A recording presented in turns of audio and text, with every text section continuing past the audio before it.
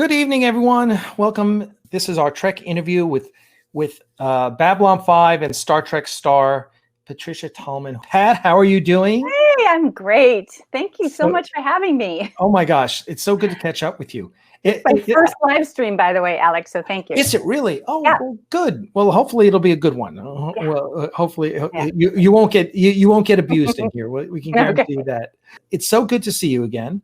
And catch up with you. It was wonderful. Everyone should know I met Pat through David Dean Buttrell, who's an actor, writer in Hollywood, who is putting on Sci-Fest, which was the science fiction one-act play festival, which ran 3 years, I believe. Yeah, 3 years. And it was the most amazing... It was the most amazing, wonderful. Oh, David Wispy. There's David. Yeah, speaking of Sci-Fest, there's I David. know. How are you, David? David was in Sci-Fest also, and it was just wonderful. It was literally what it says. It was one-act science fiction plays. Now, where are you going to find that? I met David, and he just wanted to talk about raising money and stuff, and he invited me out, and he oh yeah. And we went to Mendocino Farms right there on Santa Monica, right around the corner, and so he was telling me about himself, and he said, oh, and I was an actor too. And I said, oh, anything I've seen you in? He said, I was in Boston Legal. I go, oh, were you? Who are you? And he goes, Lincoln Meyer. And like the light went off in my head. And all of a sudden I'm sitting across the lunch table from Lincoln Meyer. And I'm going, oh my God, that's right. That's right. That was you. I love that show. And that character is one of the most wonderful comedic characters on TV. He's such an amazing actor. And then he wrote this book, which is a must read for any actor. I have it on my bookshelf. And it's such a brilliant compilation of working the true poop and the artistry of being an actor. And then he combines it into, okay, here's how you do the business. Not too many people do that. Yeah, it's amazing. Wow. It's a great book. It's a great book for any actor. I really wanted to take a class with him because he's one of those people, and I will say that they are not few and far between in acting, because I tend to love actors. Yeah. And he is just the epitome of that. He's like this amazing actor, but he is the most wonderful, decent human being. What I love about him is that he makes you feel so special. This is such a quality that, we, a lot of the people I'm seeing in the chat over here, I mean, that's such a gift when you are able to make somebody else feel special and listened to and appreciated. I mean, it is a mutant power. That is, if you make people feel that good when you're in their presence, then you're going to have an amazing life. And he does that in spades, but I see other names over here and I know that they do it too. And I will say that Sci-Fest was just it was really a wonderful, special, amazing thing that he brought me into, and I tried to help him out, because I'm sure you did. I'm the left side. I'm the left brain person. Like all you actors are all right brain people, right? Yeah. So he's dragging this left brain. I know he was trying to drag me in because I had a left brain and not much of a right brain. And it's which is funny because, by the way, I'll never forget, that was like one of the things one of the first things Howard Fine ever said to me in front of the entire class. He said, at my first acting class, and he was, introduction to acting, and he said to me, Alec, you live in your left brain and I need you to live in your right brain. And I knew it was going to be a long, hard slog at that point. It's a very brave thing to do, when you're a creative human being, to really live there and to be vulnerable enough. Actors get made fun of because they are playful and childlike, and we have to be to do our job. And then we get in trouble because you're playful and childlike life. You're just, it's tough. It's tough being in the world and being that vulnerable all the time. But what's one of the things I appreciate so much about actors, I just, I've gotten to spend a lot of time with J.G. Hertzler, and he's just, so I love I just love seeing people because, you know, I've been an entrepreneur, I've been in business and this and that, and you meet a lot of people who are like Yeah. you, and then you get into this world and it's so different. Yeah. So here's Ron B, who's one of our regulars, and he's sending us a $3 super chat and says, Patricia, exclamation point, love me some B farm. Oh, look what you can do with these live feeds. This is amazing. Oh, I'll teach you how to do this so you can start doing your own. Oh, I love this. Yeah, this is well, we're going to talk about it with you. So let's get into it, because before, I love it. One of the things for prep I always do when I'm talking to an actor is go into your IMDb. And so I go into your IMDb and I was like, oh, all these things she's done stunts for, because I know you're a stunt woman too. But we really, that so much of that is uncredited, right? But we really know you for your acting. But right. I just go back in your acting, and I go back to your very first feature film role, which was what?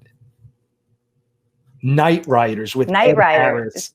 Yes. Oh my God! And Tom Yes. Can you imagine working with Ed Harris? When he had a hair. Crazy. He had hair. He was so young. He was so amazing. I used to go to the set even when I wasn't working just to watch him work. Really? Because he was such a force of nature, and you could just feel it when you're in his presence. He was just so spontaneous, and it felt very dangerous because you never knew what he was going to do. Really? But he was very kind. He was generous as an actor,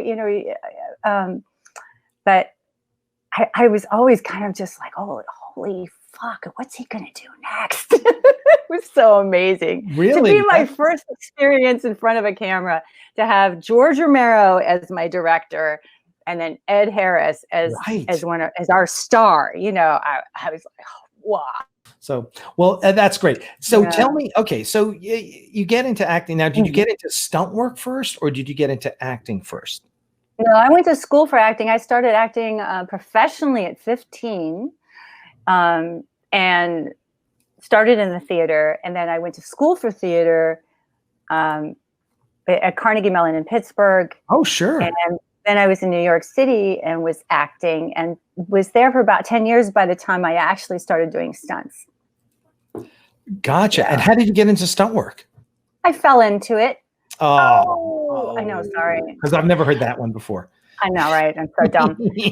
I met stunt people. I was taking period sword technique classes. Wow. Right? I took dance classes, and I loved dancing, but I also loved sword work, and I just took them as a hobby. And I met a lot of that's interesting. Stunt people. Yeah, it was fun. It was super fun. And I met a lot of stunt people in that class. I didn't even really have a fix on stunts being a career. That was so remote to my experience. I was a theater nerd. And one day one of the guys came up to me and he said, I'm stunt coordinator on this show. I need a stunt double for this actress. She's 5'9" with red hair, your size. Would you do it?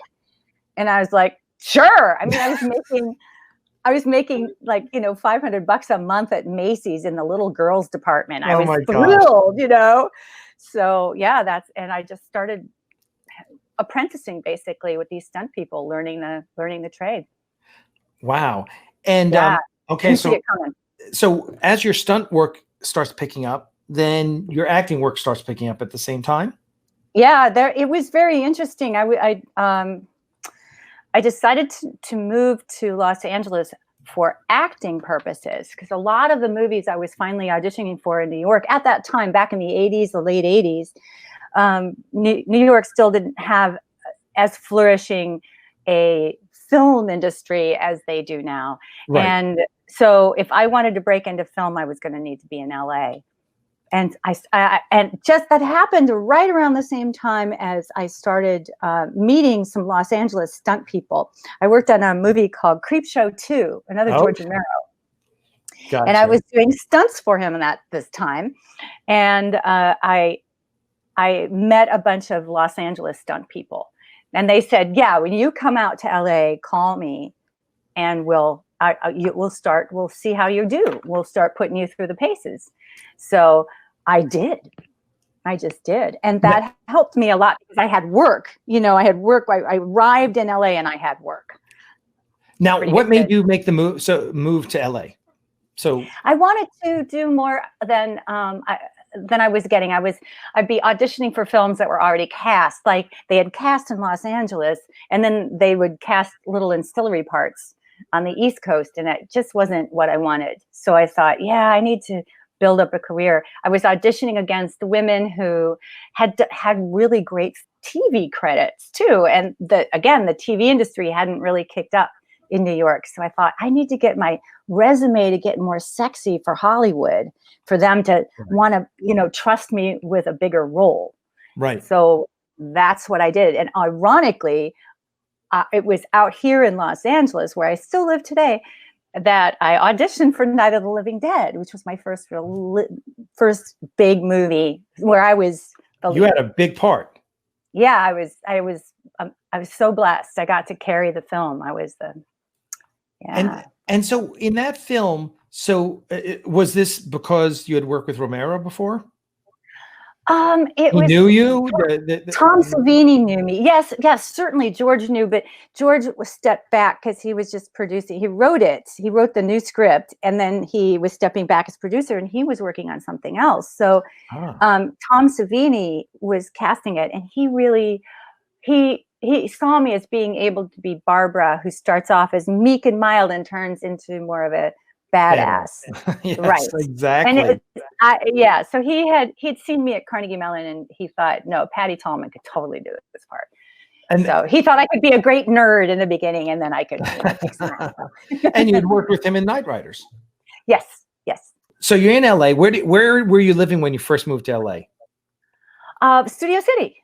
Oh, okay. I was so blessed because I have friends, but going to Carnegie Mellon University, I had this network of friends, and some of them were already out here. And one of my best friends hooked me up with a good friend of hers, and we became roommates. And so I waltzed right into an apartment in Studio City. I was really blessed. Now, and for everyone out there who doesn't live in Southern California, Studio City is like the little TV community. People who work in the industry, it's right over the hill from Hollywood. So it's practically the first little town besides Toluca Lake, which is where I had lived. I love Toluca Lake. Isn't Toluca Lake great? Anyway, so great. Toluca Lake, Studio City, it's right over the hill. So it's very easy if you're working in the industry to just jump over into Hollywood and but you're living in the valley. So you're not paying the prices of living in Hollywood. And I had lived in New York City, in the Upper West Side, the Lower East Side. I lived all over the place. So I'd done the city thing, and it was nice to be in a little more, the scale of Studio City was very doable. And everybody had to have a car, which of course was brand new to me. Oh, yes, of course. I got a VW Bug, and I loved it. I tooled around in that Bug. Got myself a Thomas guide, got all over town. another thing for you non-Californians, before there was GPS on your phone, you didn't have a cell phone, right? There was a book, and it was called a Thomas guide. And so literally this thick. It was exactly. If you had the LA and Orange County versions, right? If you had the combined one. So basically the Thomas guide took a map of Los Angeles and gridded the whole thing. And then every grid was a page in the book. So it's like 100 pages. Oh, yeah. So it really broke it down. It's fantastic. It really broke it down. And so there's every street. Yeah. And in the back of the book is a directory of every street in LA. So you alphabetically. So someone says, I'm at 123. And with numbers. Right. So you would go to the back, go Bush Street. Here is page 34 Bush Street. Yeah. Right. You go, it's on this page. You turn to that page, and it would give you the grid coordinates. It'd be like A4. So you go A4, and there it is. And you had to figure out how to get there. Yeah. You had to figure out, but it showed you exactly where it was. And so you learned to drive, right? With one like this. I'm so hand good at flipping it, right? The other hand driving. I really learned Los Angeles that way. I guess, and you had to figure it out with your head and the page and the map. It wasn't like, and I learned to tell directions from where the mountains were. Sure. So I had a friend who lived here kind of tell me, okay, so that's north, because you could see that's the Santa Monica Mountains there, and back there, those are the San Gabriels. So that's south.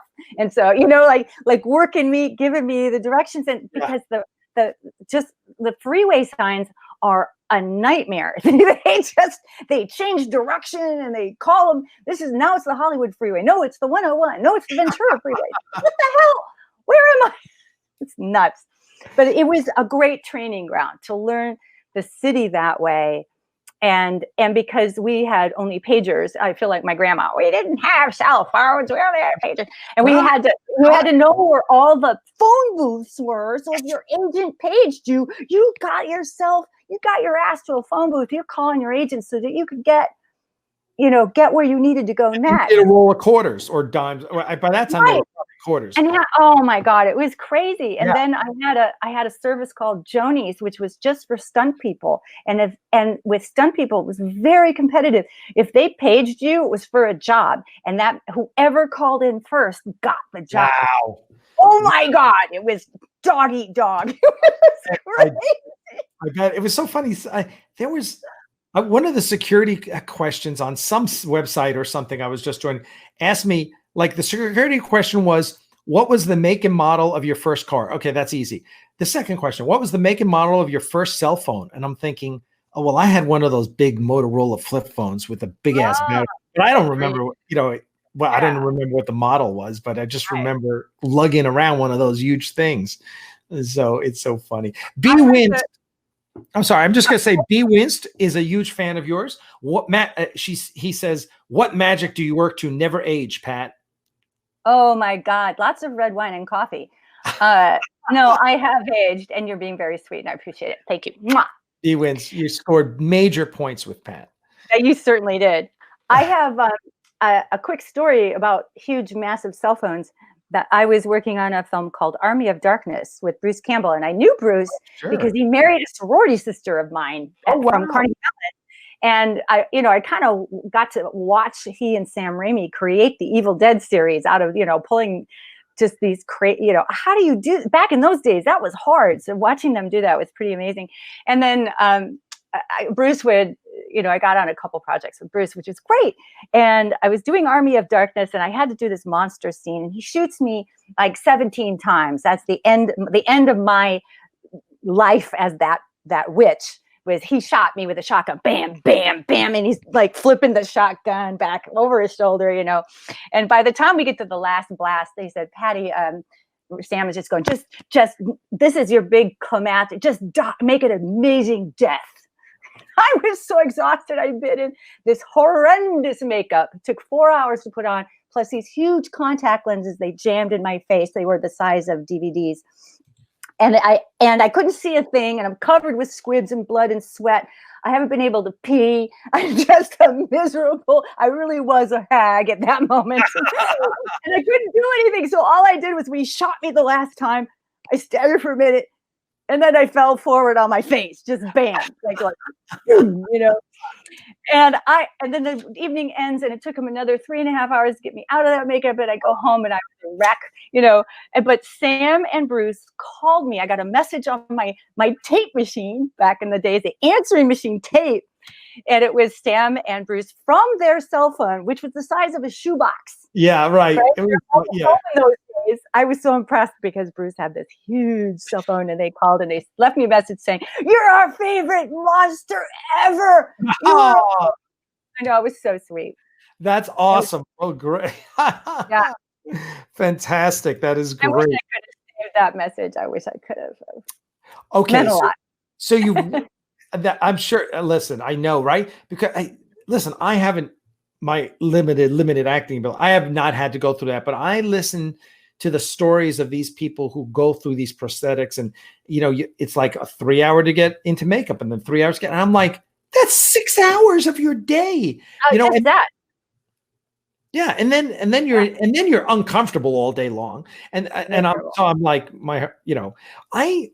and this is something I'd love your feedback on. I think one of the great things about now, especially since streaming is so popular and we have access to everything. I mean, I was one of those geeks who would take out the Blu-rays and watch every single featurette on a Blu-ray because I want to know everything that was happening behind the scenes. Sure. And now it's, you know, you have the after shows like Talking Dead, right? Or the Ready Room for Star Trek, for Picard, and they interview everyone. So there's so much behind the scenes that's accessible.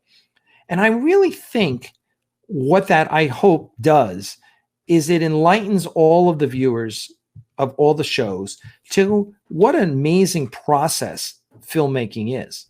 Because it really is. People don't appreciate the work, you know, and it's so easy to dismiss, you know, something as, oh, well, that's, oh God, I had that guy.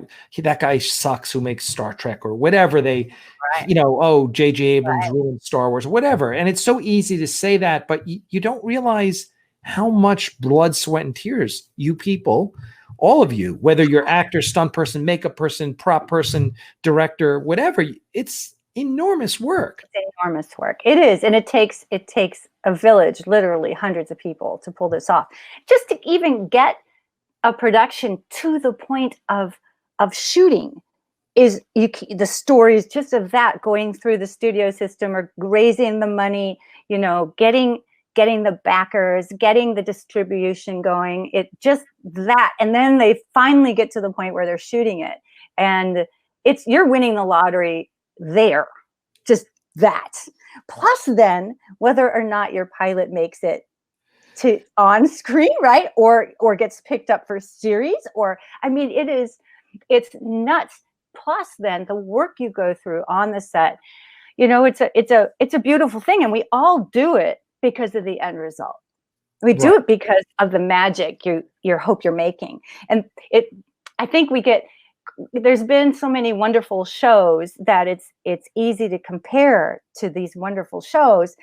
You have no idea how hard it is to recreate the chemistry of that cast and those writers and those producers, and, you know, all the love that went in the design of it, that we never know how it's going to gel. And that it's going to become a cult classic, or it's going to become a show that stays on TV.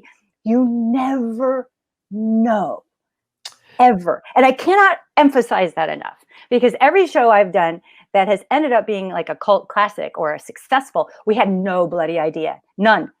And there were moments where just, you know, because you're not in front of a live audience like theater, which was what I got in the business to do. You're in a vacuum. You have no idea how people are taking this, especially back in the early days when our internet was just a baby internet, little tiny forums that were, you know, really labor intensive to get into and to read threads and forever. Right. The feedback's a lot more instantaneous these days. It is better. It's better and better. And I think that I kind of had the opposite feeling around all the behind the scenes stuff, in that I felt like it was giving away so much of the magic.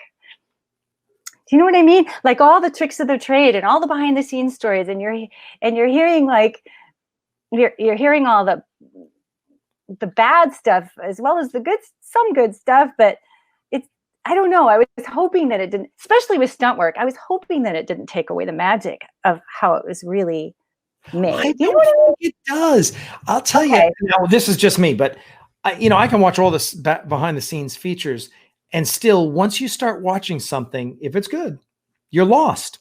Oh, that's true. Totally you are so right about that. Right? I mean, you're right about that. I can see all the different things, you know, about makeup or whatever, and then you can show me a million things about what Mira Furlan went through for the skull makeup in Babylon 5.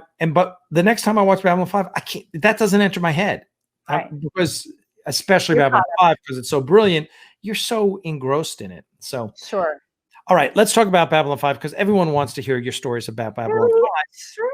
Because that is, listen, you know, I always, since I talk a lot about things, I talk about science fiction shows. And I always say, look, basically, for me, there's my three favorite science fiction shows are Battlestar Galactica, the new one, which is just I still think it's the best science fiction show of all time. But although it's a tough one to watch a second time because it's really heavy.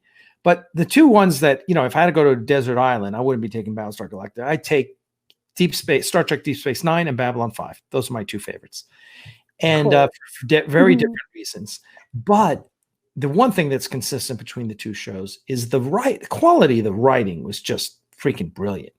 Right. And Babylon 5, though, you guys overachieved. Like, I have a coaching background. Like, I always want to see Coach of the Year go to the guy that took the last place team and wound up in the middle of the pack. I don't care about the guy that won the championship. And that's the way I feel about Babylon 5. It's like, you guys had nothing and you made genius. It was genius. You should have seen the sets behind this, what the sets were really made of. John Iacovelli worked with Axanar for a while. So he told me all the stories. Iacovelli told me all the stories. And so it's just amazing how creative and how lighting will change everything. This is what we're talking about. It takes a village to make these shows, because that you can have a beautiful set be ruined by crappy lighting. You can have a wonderful story be distracted by terrible costumes. If it doesn't all come together, it's just a magic. It's a magic. And they hired a lot of people in Babylon 5 that they had no idea how it was all going to go. They hired a lot of theater people. Our wardrobe designer, John Iacovelli, theater, actors, Andreas Katsoulis, Mira Furlan, Michael O'Hare.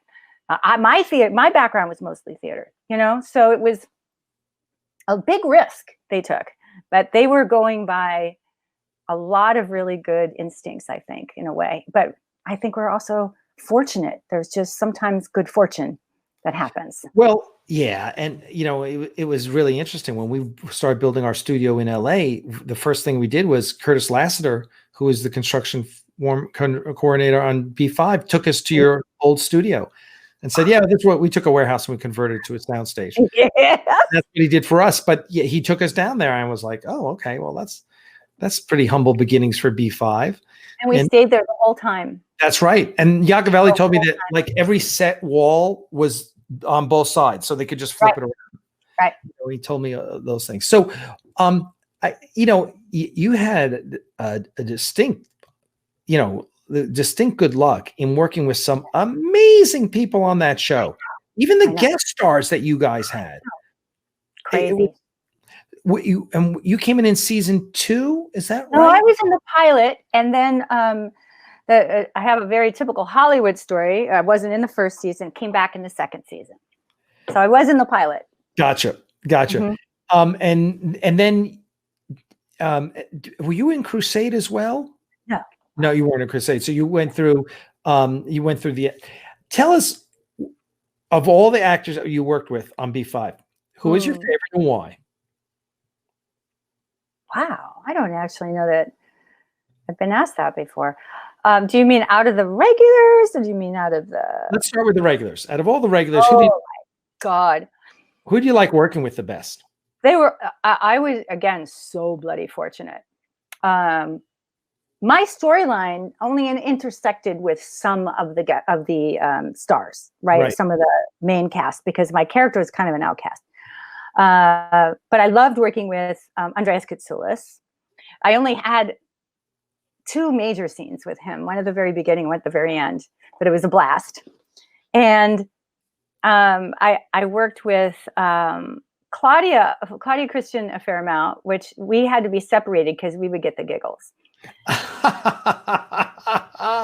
We were troublemakers, and we're still troublemakers. So it was, but I loved working with her. But I think maybe Rick Biggs, who's passed away now, as well as Andreas, and Jeff Conaway was very special to me. So they were both. We worked in similar ways. We had sort of the same technique. Rick Biggs and I would meet at his condo, and his fiance at the time, they got married. His fiance would take care of my kid while Rick and I rehearsed and played doctor and telepath in space, we'd work our eyes, come up with ideas. But he, so he would do that with me. A lot of the other actors are like, nope, you show up on the day and you just hit your mark and say your line, which is Spencer Tracy, But I loved that Rick was willing to do that with me. It was great. I went to the set though when Brad Dourif was there, just to meet him, because I wasn't in any scenes with him, but I had to meet him. I was just like, oh my God, Brad Dourif! such an amazing genre actor. He's had such memorable roles. Right. And Deadwood, he's brilliant in Deadwood. I was devastated when that got canceled. He was brilliant in Star Trek Voyager. He had a fascinating part in Star Trek Voyager. Anyway, JP Matthews says, who's from Canada, he's giving you us $5 Canadian. How was it to pick up the story arc from Andrea Thompson when she left? You fit in so seamlessly. Lita is still the best part of the show. Oh, thank you so much. I was fortunate because my character had that whole movie, The Gathering, the pilot. It was a 2-hour pilot. So I had a solid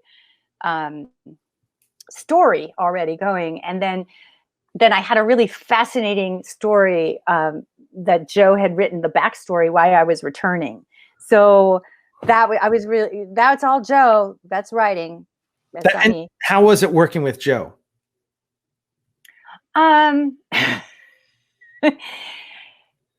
His writing is amazing. He would show up. He was very accessible. He would show up in the afternoon because he worked all night practically. He worked at night. And then he would show up sometime after lunch. He'd usually get there around lunch, depending on when lunch was for us. And you could go and say, I don't understand this, or I disagree with this, or I need a little more explanation on this, something like anything you needed, he was there to answer. So it was very accessible, which if you have ever worked on the Paramount lot on any of the Star Trek shows, you know how completely unique that is, because the suits are in a different building. You have to make appointments. People get very nervous if the suits are around. They weren't terribly warm and fuzzy.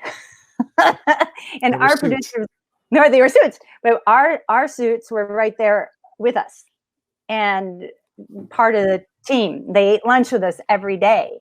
So people could give them shit. People could make fun of them. We often did, right to their face, so everybody was pretty down to earth. So here's Stanislav Kogan from Canada. How could you take those horrible contact lenses? Would you say this was the worst makeup you had to wear? Clearly, absolutely. That was a nightmare. So Joe told me, he took, whenever I got a call, you got called into Joe's office, he'd be like, oh, am I getting sucked out an airlock the next episode? What's going to happen? And he said, I've written this, when you get possessed by the Vorlons, your eyes are going to go black. And special effects said they have to have that be contact lenses to cover, because they can't do that in post. It'll cost too much money.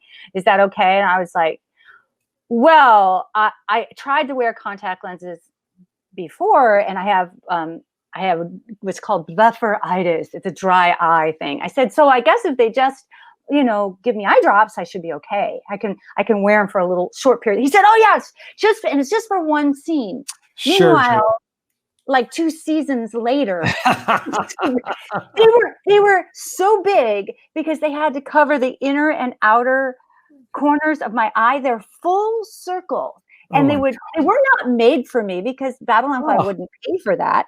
They jammed these DVDs into my face. And John Flynn, our director of photography, would hate it because he had like 10 seconds before tears would come flying out of my face. I had no control over it. It was just like my eyes would go, no! So we had this little wee window to get those lines in. Gosh. Oh my gosh. But they kept writing it in. Oh, well, they loved it so much. Gosh. What is up with this Canadians? All the Canadians are super chatting us today. I love Canadians. Midnight Visions. Hi, Pat. Thanks for all your work you did chronicling the B5 background. Well, thank you. And in my book, you mean, in Pleasure Thresholds? I wrote a book. Yeah, tell us about your book. Well, it's in the second printing. Thank you for asking. I wrote it in 2011. It started off as just all these photos that I had taken. Joe Straczynski had his script books printed by B5 Right. Books, and they came to him saying, we'd like something a little more with more pictures. And he said, "Oh my God, call Tallman. She was such a pain in the ass with her camera." I had my camera on set all the time, and it wasn't, in those days you could take as many pictures as you wanted. So I had hundreds and hundreds of photos. And so their editor came over, who's now one of my dear friends, Jason Davis, and we went through photos. We made kind of a scrapbook out of him, and I would he just said, "You just have to caption them," because I was like, "I'm not writing a fucking book, but I'll give you the pictures. It's fine." He said, "No, let's caption them." "Oh, caption them. All right." And then he said, "You got to tell us more about that. You can't just say, 'Hey, that's Rick on a bad day.' You got to say why it was a bad day, Yeah. I know it. Eventually you're writing a whole book. 360 pages. I'm like, what? You guys tricked me. Yeah. Rock soup. So I added new material, because lots happened since 2011 when we first published it, and we added some new photos, blah, blah, blah. There's been a couple of B5 reunions. We've lost a couple of our loved, dearest people. Stephen First and Jeff Conaway passed away. Jerry Doyle passed away. So we did some updates on the book, and we re-released it. And I think Liz had said she was going to post links and to give you guys, if you are interested. I just did a special and sold out of those, but we're going to be doing just the book in a new and that is coming next. So if you go to questretreats.com, there's something that says Pleasure Thresholds, and you can put your name in there, and I'll contact you when the next release is coming. There you go, everyone. Pleasure. Sorry for the commercial. No, that's good. That's what we're here for. That's what absolutely. And the book is fun, and I'm going to post some excerpts on my Facebook page. But it's about those years on Babylon 5, and then all the other things I was doing in between. And the reason I'm mentioning this is because that's when I was doing all the Star Trek stuff. Because I was on the set of Babylon 5 one day, and the next day I'd be doubling Terry Farrell, or I'd be doubling a guest star on Next Generation. Awesome. Wow. And I wouldn't talk to anybody about this because my producers wouldn't have been happy on Babylon 5. And the producers I never saw the producers over at Paramount, except one day I was in full regalia as Dax, Terry Farrell's character. Now we were doing some fight scenes. She was in that romance with Worf, and that she was learning to fight with a Batclef. And I'm at craft service having a coffee, and I won't name which producer came over, kind of looking around. He's looking around. I'm like, what's going on with this? And he comes up to me and he goes, "I love you on Babylon 5. And then he disappeared. And how did he even know I was on Babylon 5? That was crazy, That's drive-by commenting. That's awesome. Drive-by thumbs up, that is awesome. It was super fun. One of our volunteers, our transportation coordinator, Scott says, "Evening, Pat. Thanks for coming on. So tell us about your book, Pleasure Thresholds, and how we can get it. Secondly, tell us about the tours that you do and host. They look amazing." So, not to get too heavy, but I love being real, and so being an older woman in Hollywood really. How would you know what that's like? Come on, be real. It really is tough, and I mean, even just leaving Babylon 5 at the end of the 90s, I was already in my 40s, and that was tough. So it was really hard to feel, what's the word? To feel kind of respected, I think is part of the word. Respected for all the work you've already done. I've been working in the industry since I was 15. You'd like to have a little bit of gravitas, the appreciation for that, right? So, and it wasn't happening. So I had a little kid at the time. I was a single mom, and I kept trying things to bring in money and to make things work. And my first thing was helping actors market themselves, and I really loved doing that. And then I went through a series of unfortunate events. A little bit of this is mentioned in my book, and I had a nervous breakdown. I had a full-on just breakdown, and I lost it for about a month. I couldn't even talk. I couldn't eat. I lost 20 pounds in a month. I couldn't sleep. And it was a long, kind of a long slog back. But one of the things unfortunately, it was necessary. I'll admit to that. I was doing a lot of things I shouldn't have been doing. I was pushing myself in directions. I wasn't listening to my instinct, to the force. The universe was talking to me. I wasn't listening. It's like, oh, really hate this to you, Pat, but here you go. Universe has a way of making you listen. It does, and that happened to me. So finally, I started listening. I started crawling around in the pit, this pit that I was in. And I was listening to a lot of life coaches. Martha Beck is my life coach, and she's been a mentor to me for a long time. And I was listening to people who are entrepreneurial and how they recreated themselves. And a lot of that has to do with this personal growth, listening to your instincts. What were you good at as a child? What do you love? And what are some of your assets? I was broke and desperate and scared. So it was really hard to kind of open up to my creativity at that point. But one of my assets is you guys, all of you that show up. You are my fans. Ooh, making me cry. I'm so grateful to you. Oh, so grateful to you. My asset being my mailing list, right? My Facebook following, right. You guys. Right. And one of the things I love to do is travel and explore. I'm a fearless explorer. I just love, I love all the books and movies that we love. I love getting lost in the fantasy. love getting lost in Harry Potter and Lord of the Rings and Doctor Who and Star Trek. I'm an uber fan. Love this stuff. So I thought, what do I do with that? I have this great love and appreciation. I have these wonderful fans. I love to travel. So creating this Venn diagram of what I love to do. And actually, Alec, that's when I was doing Sci-Fest. I got back on my feet. David Dean Bottrell was so kind, casting me in that. And that helped me kind of breathe and open up and start to heal. And what was coming forth and what I was daring to believe was that I had the chops to create my own business. I always think everybody can. But one of the things that came out of that for me was I had several incarnations to get there, but it was that I want to bring magic back for everybody. I want to give us experiences where we can immerse ourselves and start to find that magic again. As grown-ups, we've had to shuffle all that off to the side a lot of the time.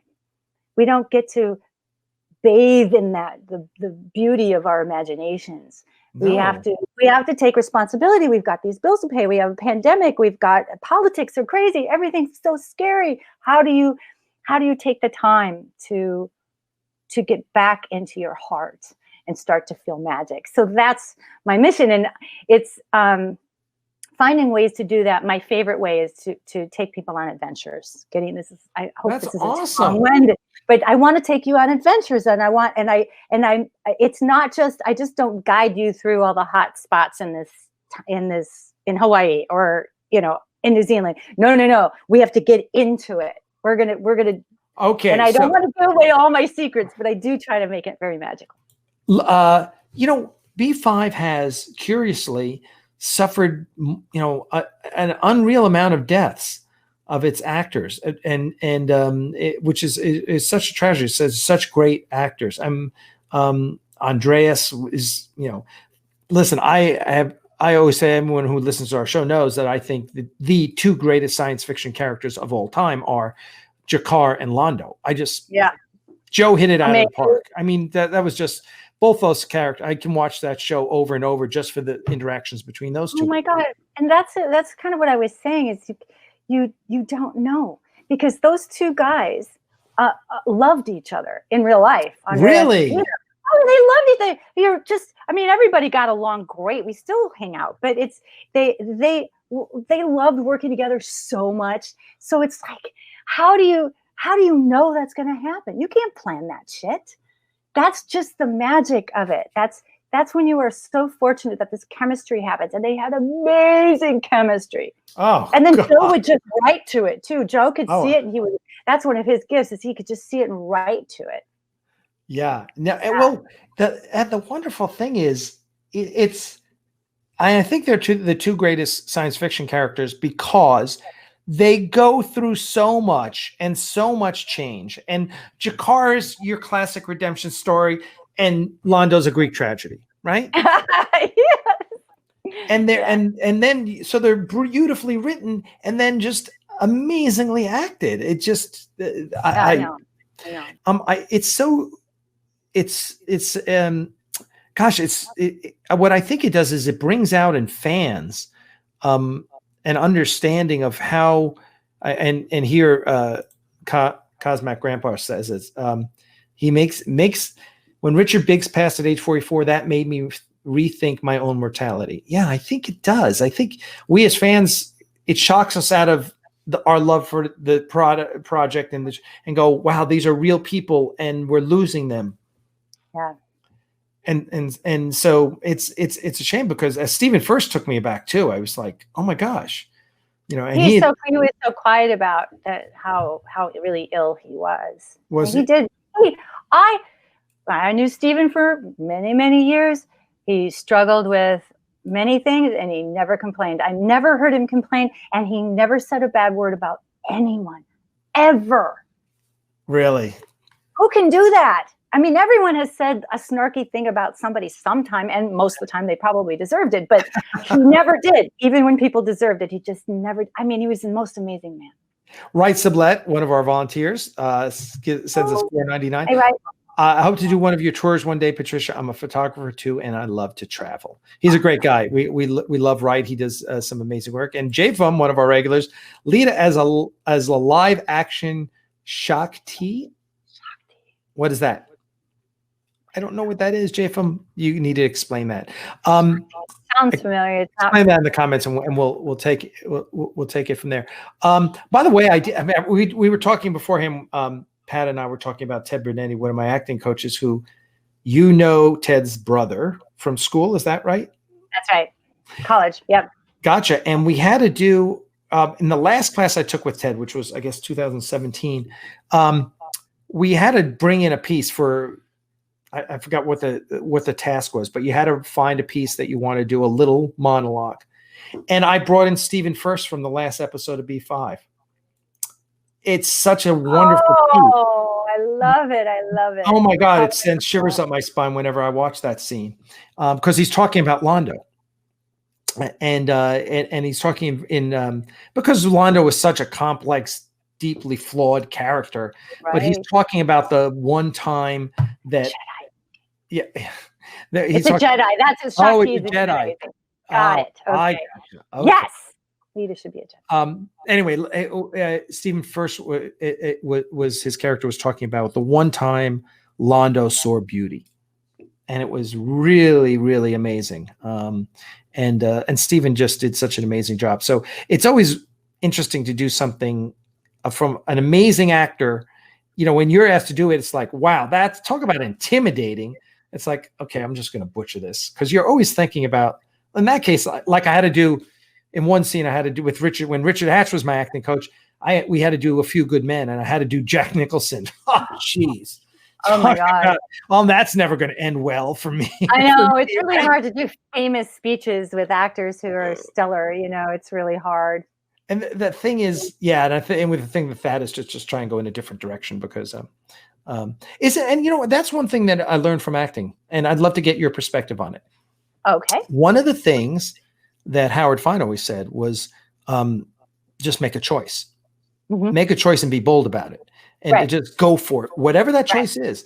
And so my girlfriend and I argue all the time about the new Superman movies and Justice League, and she doesn't like the Lex Luthor.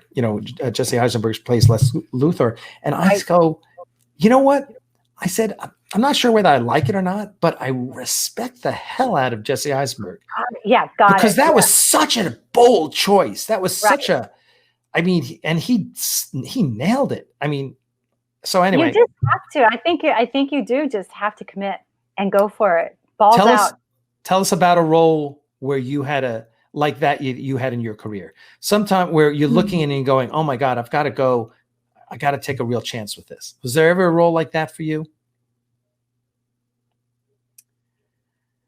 I'm putting you on the spot. That's okay. I don't mind. It's another really good question. I'm trying to think. I think there was a scene in Babylon 5 that I kind of had gotten into a groove with Lita in a particular way. Lita was not a cheerful character, right? And I mean, Lita never smiled. Finally, Lita smiled in the 5th season when Robin Atkin Downs' character Byron is flirting with her, and she's loving it, you know. Yeah, and I she remember. Finally smiled, and I was like, "Oh my god, that's the first time I've smiled in 5 years. That's so weird." But Joe wrote a scene where I get really mad with I'm in with Garibaldi, and I think I was with Dr. Franklin, and I get really mad, and it's comedy, and it was so, because I had done a lot of comedy, especially as a younger actress, but that in Babylon 5 it's like, whoa, this is so weird, and I had to really commit to just knowing that this is funny, but it wasn't funny to me, you know. It was real. So maybe that's a good moment. The other time would be in theater when I was doing, performing with the Riverside Shakespeare Company. I was Rosalind in As You Like It. And that was huge because I had none of the confidence at all that Rosalind has. And I just had to be this bold, audacious character. That was amazing. That was amazing. It was really fun to put that on for a while. Who is the funniest guy on set in Babylon 5 or girl on set? Who's you said that Claudia makes you giggle all the time. She would just she would just look at me and we'd both start going and the director would be like, oh no, you two stop looking at each other. All right, Pat, you're off stage. Go. And then the script supervisor is reading my lines off camera because Claudia would not stop laughing. Oh, God. But I think Stephen First was very, very funny. He, in a very sly way. Walter Koenig, he would. I'm sure all you Star Trek people know that Walter is a practical joker, and I didn't get it. So Walter's character in Babylon 5 and my character bumped into each other quite a few times, right, on Babylon 5. So we were on set together a fair amount. And first of all, he never looked me in the eye. He just liked looking at my cleavage. And the crew loved that. I don't know. But he would start, if ever he got a little bored, and we were working on that, oh gosh, what was that Inalienable with Richard Hatch? Right, so yeah. Walter started with me on that. He started telling me, oh, you know, Pat, I heard about this thing. And I was like, really, what? And he said, hey, and this thing happened. I go, really, tell me more. And he'd just draw it out. We'd go on for an hour, blah, blah, blah, blah. And by the end of it, I'm like, oh my God, you were punking me this whole time. I fell for it every time. Drove me nuts. Oh, God. And I never suspected him because he would come up, he just had this manner where he would be able, he comes up to you and he's just talking and you respect Walter. He deserves my respect. Yeah. And then he would just take me down this, oh my God. Sucker. How was it? You know, I really was fascinated by Jerry Doyle's story that you know, he came out of nowhere for Babylon 5. But he was brilliant. Tell us about what it was like working with him. How was he on set, and how was, what made him so good at the craft, considering that his background was so different? Talk about left brain, right brain. Yeah, I think he was just really natural. He's really good at playing himself. Joe wrote him exactly in his wheelhouse. You know, he just was. That's the way it felt. Smart ass, you know. He had nothing precious about him. You know, everything is up for argument. He's happy to take the other side of any argument just for the sake of having an argument. So Bruce and Rick Biggs loved to get into it. And they would just egg each other on. Rick would take any side too. Bruce is very conservative and would have his point of view. And Jerry would be like, oh yeah, well what about? And Rick's going, Jerry's got a point. Bruce has got a point. Jerry's got a point. Think about that. You know, and the rest of us in the makeup trailer are going, will you shut up? Go away, go outside, go away. Oh my God. Yeah, Jerry was just really, really himself and had a lot of confidence around that. Okay, John Tessler, another one of our faves. What was it like watching J. Michael Straczynski write the entire third season, something one writer had never done in TV before? Well, I personally was worried that he was about to die. So I brought in vitamins and shit. I would bring him vitamins. And he told me later he really thought that I was trying to poison him or something. What? You know, I mean, we all were, I think, a little worried about him. Oh, personally, that's how I felt. I was a little worried. But Alvin Kerr. Again, Alvin Kerr, your fave. He says, favorite or least favorite memory of Jerry Doyle being a total pain in the ass. You can say that. Jerry he couldn't get away with on the set anymore with what he would do on the set on Babylon 5, which was being himself, which is pretty sexist. And, you know, he would just say whatever came to mind. And he always was talking about my tits. And Bruce would just say, Jerry, cut it the fuck out. Stop it. Leave Pat alone. You know, oh my God. That's like, I can't do anything about this. Oh yeah. God. But I mean, the other side of that is that you knew that Jerry was Jerry, and you just kind of would go, no.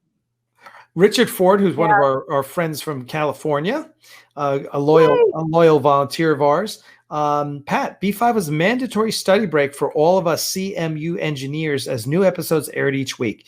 Your work gave us a lot of needed escape to manage the stress of the course load. Thank you for your work. Oh my God. That's so wonderful. I went to CMU. Wow. I didn't know that. What year were you there, Richard? That's amazing. Yeah, Richard. I was there 75 to 79. That's when I was there. Yeah, the engineering department and the architect department, they were phenomenally stressed out. I don't know how you guys did it. What I saw another question I was going to try to answer, but I don't remember. Anyway, that's very cool. Thanks for letting me know. I wonder if they still do watch that one.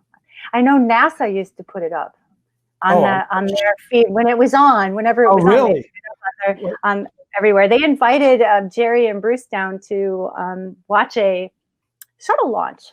Oh wow! Yeah, because the science was pretty good, so they really appreciated the fact that Joe did his homework. God. Do you stay in touch with any of the cast that are still alive? Oh yeah. Yeah, you do. Yeah. I travel with Claudia quite a bit. We go out. We were in France together a year ago and got into a lot of trouble. And Mira, Claudia, we talked to Bruce. We're all we stay in touch. Yeah. It's kind of amazing, you know, it really is amazing. Right. So you work on Star Trek. Was it was mostly stunt work? I know there were a few times you had a speaking role. Yes, you were a Romulan, you were an alien. I've been just about every alien you could be. Were you a Klingon? Yes. I was on over 50 episodes of Star Trek, all the Star Trek. 50? Yeah. Wow. And on Star Trek Generations, I doubled both the Klingon sisters, and I was on the Enterprise as a red shirt firing on the Klingon ship, and I was Bator. Oh, in Generation. Yeah, in Generations, I was on both bridges.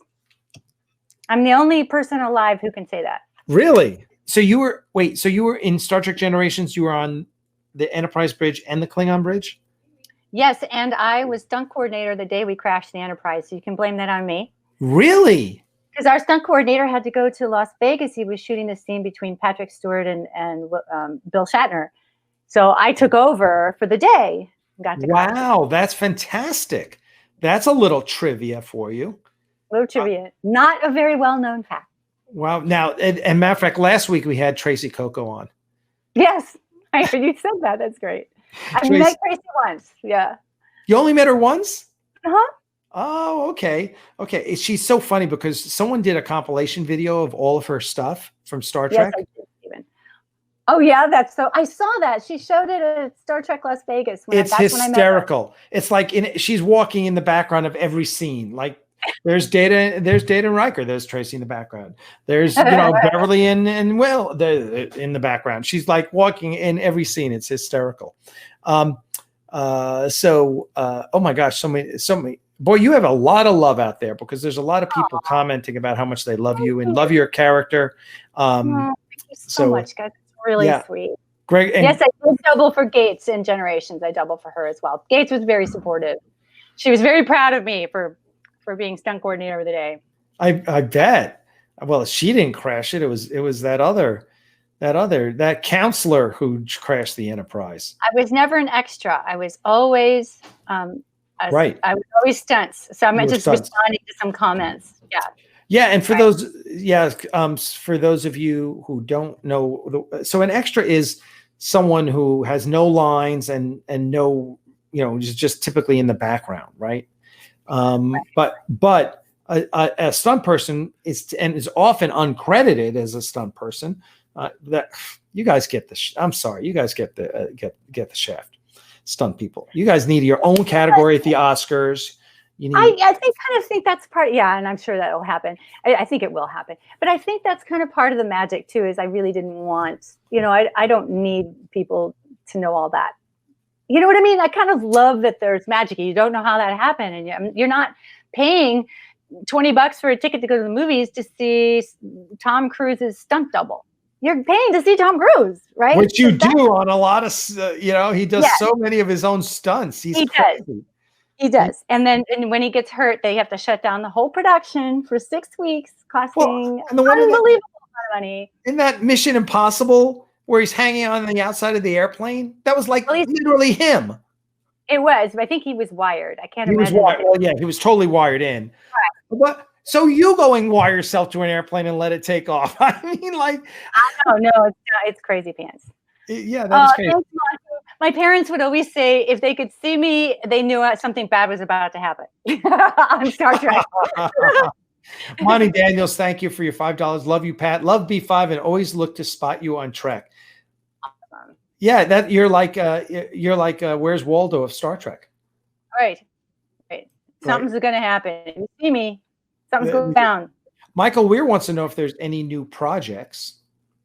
I'm just doing my thing now, Michael. I'm not pursuing acting. If it happens, that's great. I did a short film, and I met the love of my life again. We actually went to college together at CMU, and he showed up also working on this short film, and we fell madly in love. We've been together ever since. He's my soulmate. I've known you for 45 years. How is this possible? Wow, crazy. That's awesome. That is fantastic. Turnaround. It's amazing. So I'm doing my adventures, and I'm constantly kind of looking for how I can bring what I hope to bring to the world. And going through what we're going through right now with the pandemic, it's constantly reinventing ourselves, isn't it? Like how can we? So, well, Pat, it's so great seeing you again.